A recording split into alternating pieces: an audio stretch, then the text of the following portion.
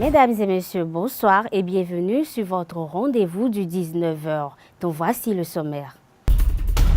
Contrairement aux annonces du gouvernement qui avait promis de les redéployer, les agents de la SONAPRA sont menacés de licenciement.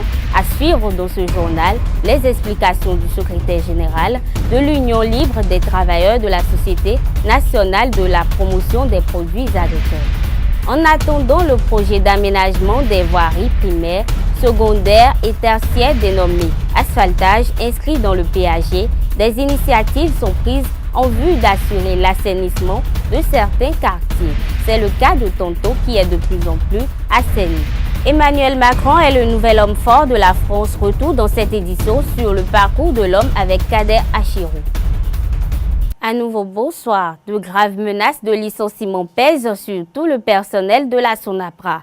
En effet, la structure ayant en charge le processus de liquidation de cette société étatique vieille de 30 ans a commencé par remettre à certains agents depuis vendredi dernier leur lettre de licenciement.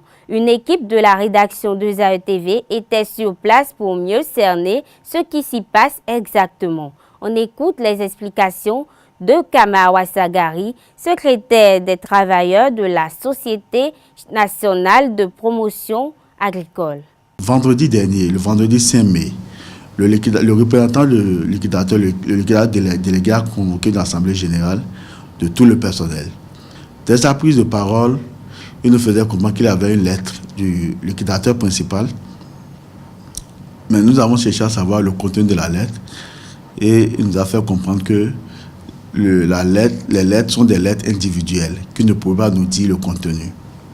Alors, nous lui avons dit, si c'est des lettres individuelles, on n'a pas vu alors la nécessité d'inviter tout le personnel à une AG.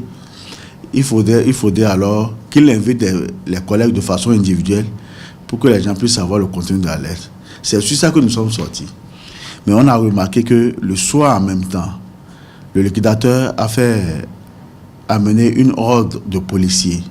Parce que le vendredi soir, quand on était venu ici, c'était comme la SONAPRA était devenue comme un camp militaire. Et ceci s'est remarqué au niveau des directions régionales d'exploitation de la zone nord à Parakou et de la zone centre à Boycon. Donc ils ont militarisé les locaux de la SONAPRA tout le week-end jusqu'à ce matin. Même quand on était venu, parce que les lundis matin, nous avons l'obligation de procéder à la montée des couleurs. Mais nous avons été accueillis froidement par des policiers armés jusqu'aux dents qui nous ont interdit l'accès. Et c'est quand nous avons tempêté, quand nous avons fait appel à la presse et à la vue des caméras, ils ont finalement ouvert la porte d'accès. C'est dit, voilà dans quel état nous nous trouvons. Mais nous faisons confiance au chef de l'État. Et c'est d'ailleurs pourquoi ce matin même, nous avons été reçus par le président du Conseil économique et social qui, en bon père de famille, nous a écoutés et il a promis prendre notre dossier à bras le corps, rencontrer le gouvernement, le chef de l'État, parce que nous sommes sûrs que ce qui se passe, ce que le cabinet Maza est en train de faire, le chef de l'État n'est pas informé.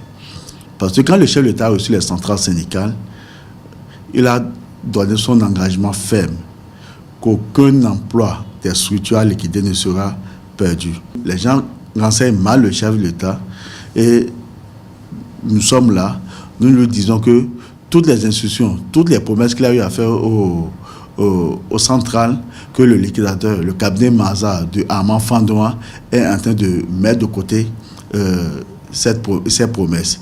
Et ça ne nous étonne pas. Quand nous remarquons que dans le staff du cabinet Maza, ils n'ont pas un spécialiste en gestion des ressources humaines. Parce que c'est avec amertume que nous avons constaté que c'est le chef service paix de la SONAPRA qui, en plus de son poste, est le secrétaire général du second syndicat du Central SONAPRA qui vient de porter notre chapeau, le chapeau du conseiller technique du liquidateur. Et c'est lui, parce qu'on lui aurait fait la promesse de lui trouver une place dans une des agences, c'est lui qui se comporte aujourd'hui au bras opérationnel du liquidateur. Et c'est d'ailleurs chez lui, que les gens vont signer les lettres, vont prendre les lettres de licenciement et signer la fiche. C'est-à-dire qu'aujourd'hui, tout le personnel est disposé à accompagner le chef de l'État. Tout le personnel est prêt à accompagner le chef d'État dans les différentes réformes. Mais on ne peut pas engager des réformes dans le secteur agricole, surtout concernant la SONAPRA, sans que les forces sociales, sans que le personnel ne soit associé. Les arriérés que le liquidateur nous doit, que la SONAPRA nous doit, que ces arriérés soient pris en compte. Et à la fin, quand le calcul sera fait de façon contradictoire, à la fin, chacun pourra alors prendre sa lettre et aller maintenant dans les nouvelles structures. Tanto est l'un des quartiers du premier arrondissement de Cotonou. Ici, pendant longtemps, l'insalubrité dictait sa loi. Aujourd'hui, de bonne volonté, sans attendre, l'État central prenne des initiatives pour assainir Tanto. Le gouvernement du Bénin a inscrit dans son programme d'action du gouvernement le projet asphaltage pour l'assainissement des quartiers de ville. À Tanto, dans le premier arrondissement de Cotonou, en attendant le projet asphaltage, les habitants de ce quartier ont compris l'enjeu. C'est le constat fait ici aux alentours de l'école primaire publique de Tanto, réaménagée par un habitant du dit quartier. J'estime que c'est un sentiment de joie, de satisfaction qui nous anime, qui m'anime moi en tant qu'autorité de l'école, les enfants. Et bon, les membres du bureau un peu. Nous, par l'occasion, nous remercions les généreux donateurs. Les généraux donateurs qui ont su penser à notre école et nous les remercions pour les gestes qu'ils feront à l'avenir pour d'autres écoles qui seront sélectionnées. Je ne sais pas par quelle magie, mais à chaque fois je vois chaque citoyen balayer sa devanture. Chacun s'occupe de la propriété de sa devanture dans la zone. Je ne sais pas si c'est un consigne du chef quartier ou pas, mais si vous remarquez, tout est propre par ici. Une générosité pareille des autorités de ce quartier est souhaitée par les habitants, sans attendre l'appui du gouvernement pour la réduction des niveaux de pollution dans les villes. Je crois que si chaque Béninois pouvait vraiment s'occuper de sa devanture et n'attend personne, ce serait très bon. Grâce à lui, plusieurs personnes ont su emboîter le pas. Si vous remarquez déjà, de gauche et de part et d'autre du quartier, c'est un peu propre. Et nous espérons vraiment que toutes les écoles notre arrondissement puisse déjà ressembler à une école pareille et que déjà chacun chez soi puisse suivre le pas et déjà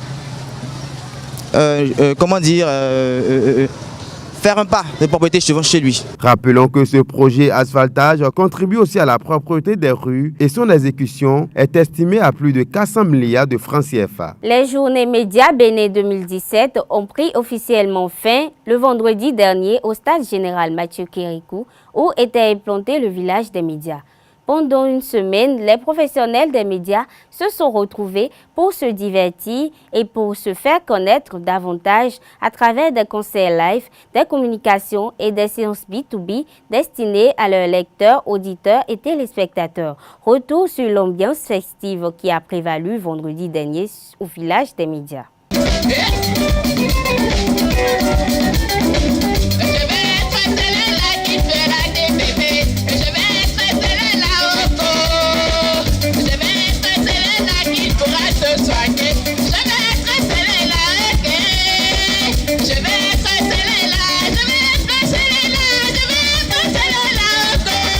Aujourd'hui, monsieur, tu dors au salon. Aujourd'hui, tu m'appelles pour les cheveux.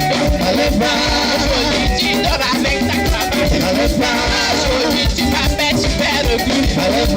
Aujourd'hui, tu dors avec ton ballon. Aujourd'hui, tu m'appelles chien méchant. Aujourd'hui, tu m'appelles ton démon.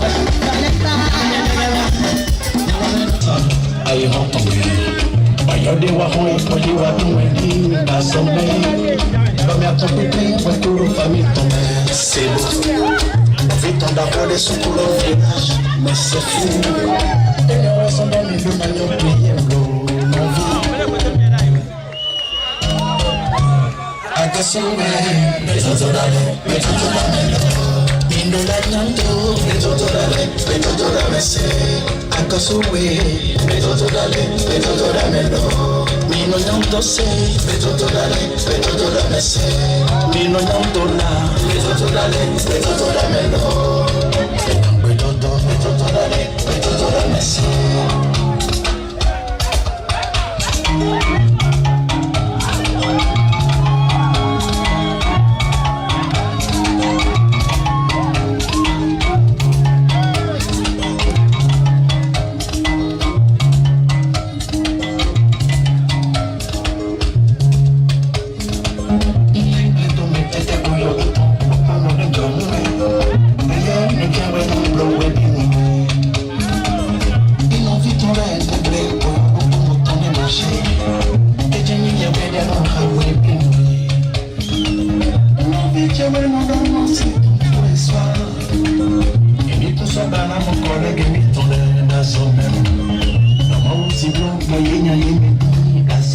À présent, Kader Achirou est là pour vous présenter le portrait de Emmanuel Macron.